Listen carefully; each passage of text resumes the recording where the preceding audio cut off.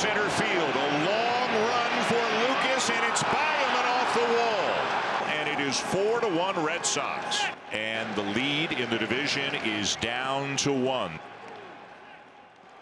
Another tough loss for the Jays last night. Lindsay Dunn is at Rogers Center. And Lindsay, suddenly their division lead is in real danger. Yeah, what a difference 24 hours makes in the mood here inside the Rogers Center. Yesterday, there was such a high belief and hope.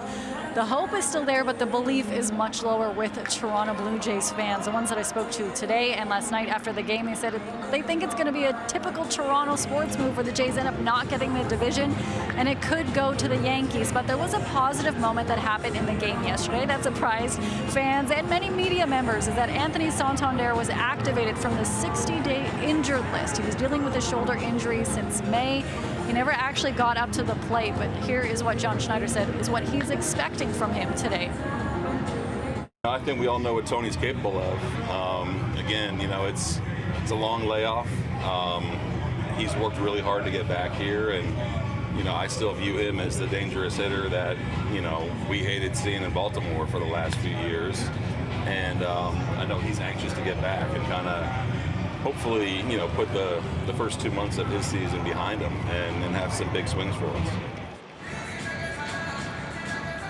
Even if you're just jumping on the Blue Jays bandwagon, you probably heard about how if they win their division, it would be the first time this has happened in a decade. There's a lot of pressure on the team right now to make sure that the Yankees don't surpass us. And tonight, they need to flip the page from what happened yesterday and get back in the win column.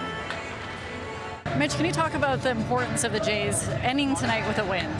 Yeah, the American League East has not been this close in the last couple months, and the Yankees keep creeping closer and closer and closer, and New York's remaining schedule is against a couple of the worst teams in the league, so the Jays are going to have to handle business. Starts tonight against the Red Sox, and they only got a couple shots left to get this done and win the East.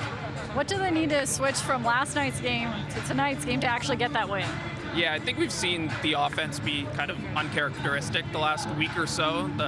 The contact that has driven this team for most of the season has kind of faded away. They haven't been able to drive in runs. Now it's a tough task against Garrett Crochet, one of the best lefties in the league, but the offense has to come back and start carrying this team once again.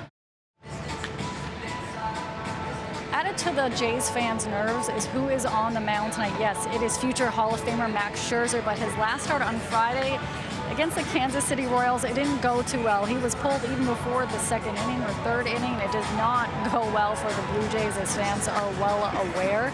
But coach, or manager rather, John Schneider is saying he's a World Series champ and an MVP. After all, they have full faith and confidence in Scherzer in the mound.